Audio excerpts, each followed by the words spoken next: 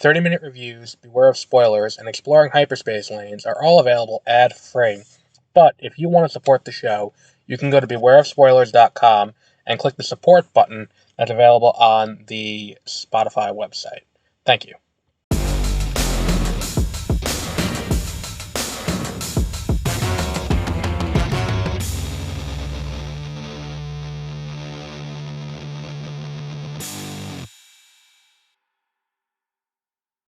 Good morning and welcome to Beware of Spoilers. I am Adam.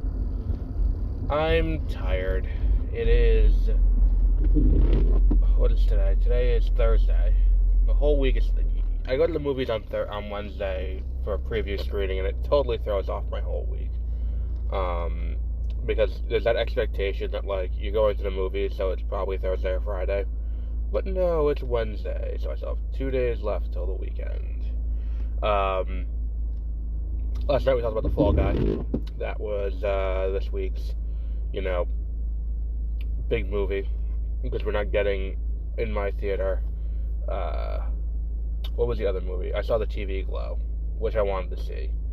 The new A24. I think it's horror. I'm not 100% on that, but I do think it's horror. So, either way, the point is,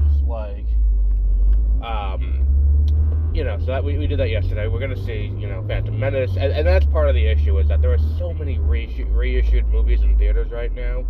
I understand why, and it's because the studios are trying to recoup some of their money from not having the robust release slate they were supposed to have this year, because they refused to just give in early on instead of giving in 6 months into the strikes, or 3 months into the strikes, 4 months into the strikes, however long it took for strikes to resolve. Had they just given in from the beginning, this would have been a non-issue, but here we are in, what do we know, in May, and, they have a light slate, so they're re-releasing a lot of old movies.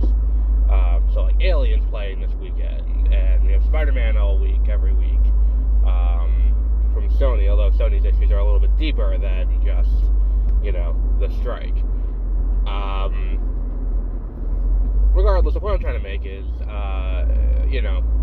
we're back and finishing off the Bad Batch, the last episode of the Bad Batch, and I am conflicted about the Bad Batch, and I think this is something that could come as no surprise to people, because the Bad Batch in this episode, in this, do I want to do the, we'll skip that for today. The animation's great, and I think the show hit on the biggest problem I foresaw having with this season. And it's the thing I've been complaining about all season up until this point, where it's number one, we talked about it, last week or 2 weeks ago, whenever we did it, where we talked about the, the idea that, he... they could have just done all this from the beginning. There was no reason to escape and then go on this little side mission to figure out what M-count targets were and then go back. At the end of the day, my biggest disappointment here is that they were successful in destroying things. Because, and we've talked about this before, this idea that, we're looking at Star Wars as a cohesive, singular narrative unit. And it's a weird situation to be in, because it's not one constant narrative from beginning to end. But there are narrative, what's the word for this? There are inflection points, focal points, key narrative moments established in this show. That, not even in the show, in this series, that okay, so we know what happens here, here, and here. And while the canon system that was the case up until 2014 is no longer the way it works, where it's the movies are most canon and the TV shows, and then everything, if you're in one of the stratas below, you're beholden to everything above it, but anything above is not beholden to anything below. While that's not the case anymore, and they've boasted that that's not the case anymore, there is still kind of this thing where it's the reason why it was partitioned out the way it was was because it was designed to, make it where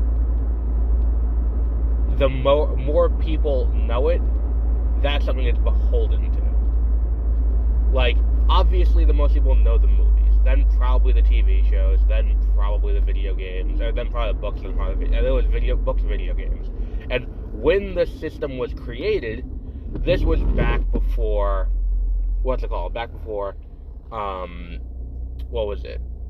before video games were really as mainstream as they are now. So what you ended up with was there were a lot of moments where it was like the video games are the lowest because it's not really the case. And then you ended up with a lot of video games had book adaptations, just to kind of, like, this is the canon version of the story. Especially for things like The Force Unleashed, where The Force Unleashed has two endings, which is the canon ending. Obviously, the ending where you kill a character who appears after is not the canon ending, but they still, the book exists to kind of give you a canon series of events, canon series of dialogue, canon, this is what this is. This is how this story goes.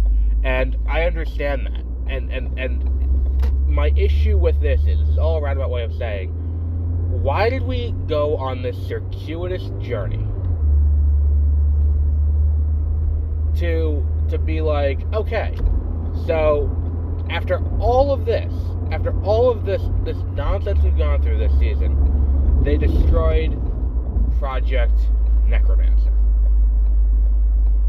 The problem is, we know they're not successful. The problem is, we know Project Necromancer goes further than this show, because Project Necromancer works eventually. We also know Project Necromancer is still in process. Years down the line. Was it 8 years after the Clone War, after Return of the Jedi? Where we have the Mandalorian Season 3? Where are we now, 8 years out? Like, what the fuck? We know this continues. So to sit here and be like, oh, good, we did it. But did you though? Like, did you really? Because we know you didn't. And just another one of those things where it's like, look, so that's gonna happen. Do I still think that Heir of the Empire is still gonna have something to do with Project Necromancer? Absolutely.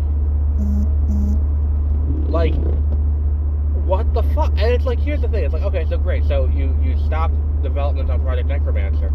What, the Empire had no files off-world? Like, Scarif, where they had all of the, all the plans and all of that for everything. Like, the Death Star plans and all of that.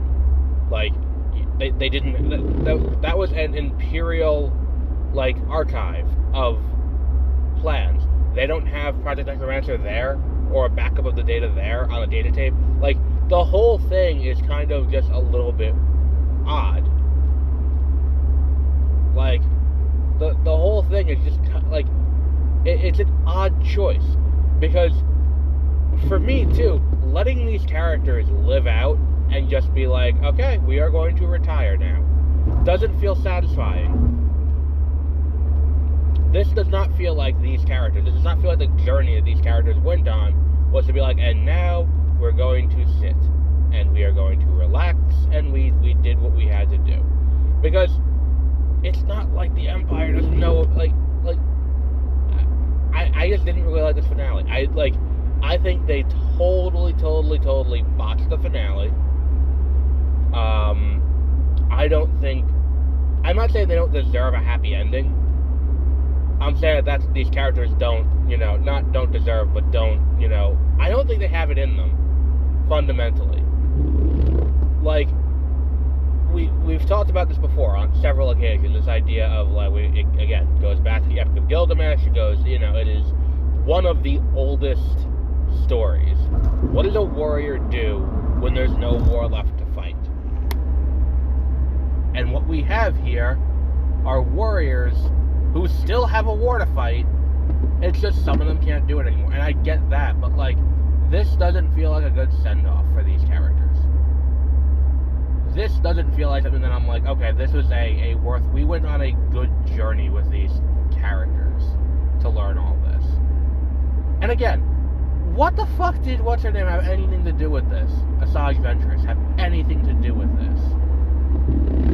Like, and at no point are they like, oh, okay, so we gotta start figuring out what we're gonna do, and like, what's our long-term plan? They don't grapple with that enough to make it where it's like this idea that, like, okay, some of us are gonna retire makes sense. It's an odd choice all around. And look, I want to see, you know, I want narrative cohesion, since that was the promise of, you know, tossing out the old canon, because there was contradictory things in the old canon, even going back to Heir to the Empire, which was like the quintessential expanded universe book. Like, in that book that entire trilogy is predicated on a reading of a reading of the Clone Wars that was retconned by the prequels. Like, inherently, that was because the name Clone Wars implies, you know, that. Like, the idea that the Republic didn't have an army, like, it is something that was introduced in the prequels, but for the sake of that book, that they have a fucking army, alright. Like, it's one of those things where it's like, look, tighten it up, make it make sense, make it cohesive, and we have a deal. And I'm fine with this. The issue is, I left watching this show feeling like, what was the point of this? Where it's like, even something like Andor, where Andor is likely not going to tie back to the main events of what they're building toward. Because as we know, we have 3 movies they're building toward. We have Heir to the Empire, we have New Jedi Order, and we have Dawn of the Jedi. Odds are Andor doesn't tie into any of them. But Andor provides context. Andor provides a lot of context to help understand how the Empire managed to reorganize itself as the First Order and then do what they do. Because what we see is, like, there's that speech that Luthen gives. I mean, one of the speeches that Luthen gives when he's talking to when he's talking to, I forgot who, but when they're down in the bowels of Coruscant, when he's like, look, we gotta let them die, because we can't let them know that we have a mole. That's not worth it. And also, we have to make it look like we are just attacking kind of randomly. It needs to look like to us, to the Empire, that we are not organized. And if we don't look organized, then we can just, you know, we can do whatever, you know, we have moral leeway. The minute they know we're organized, it becomes a problem. And then we see that reflected in The Mandalorian Season 3, with the meeting of the Shadow Council. We want to make sure that they think we're just a series of warlords who aren't fighting for any cohesive thing. They don't want us to think, I don't want them to think that we have a plan. Like, that's providing that context. The only thing that was provided out of this show was in Seasons 1 and 2, which is the idea of moving from the clone army to the conscripted army. And the idea that, you know, and I really enjoyed that in Season 1, this idea that, like, the clones are designed to carry out missions for the benefit of the Republic, while minimizing civilian casualties and minimizing the impact on civilians. They are not going to carry out atrocities in the name of the Empire just because they were told to. They're not just going to follow that order. Because it's a question of, like, well, what greater purpose does this serve? And that's a really interesting thing to grapple with. And the idea that, like, a conscripted army that's fighting for patriotism, or the galaxy's version of patriotism, will carry out atrocities in the name of their government. It's an interesting swap, and I really like the way that it plays. The issue is, it's like, look, if that's what you're going to grapple with in the show, then by all means. This season feels like it's trying to tie into stuff. You know what it feels like more than anything, and I know it's not possible considering the time frame and the amount of time it takes to animate and all of that. It feels like they got an idea for they heard about Project Necromancer, and they wanted to throw themselves in there and be like, okay, so we're going to deal with that too. But at the end of the day, you're not helping. All you're doing is muddying the waters. Because it's like, hey, look, there was a cloning program that they were dealing with. And now it's even dumber because it's like, oh, we're going to go help the other clones. And it's like, okay, so you knew about a cloning program that was focusing on cloning people with the ability to use the Force. And you didn't think this was relevant information. And you thought it's like, well, we destroyed it, so that's the end of that. They're not going to do anything about it. Like, all it does is make the team look kind of dumb. Because it's like, what, you think the Empire just like, well, this very expensive program that probably has amazing military application. Like, this is what we're just like, well, some rogue clones blew it up, so let's just forget about it. We don't need to do this anymore. Like, it's a weird thing it's a weird situation to put your main characters in, especially when you're trying to make them look like, heroes. Because it's like, that's the big thing. Is the big issue that they're going to do. Like, and I think there's a solid chance that this is the moral of the story they're going for. But when all is said and done with Star Wars, is the idea that, like, it's not about military might, it's not about anything like that. It's about reaching out and helping. And not letting things get bottled up. And that's where things get fucked up, is when things get bottled up and you don't share information, you don't, that's probably the ending moral they're going with.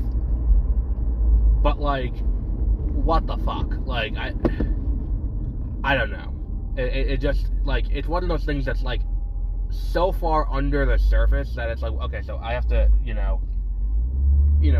it takes some thinking to get there. I don't think that's something that's gonna, stick with Star Wars fans who still don't understand that the Empire was meant to be the United States and the Rebel Army was meant to be the Viet Cong. Like, people still haven't figured that out. Like, it's I don't know.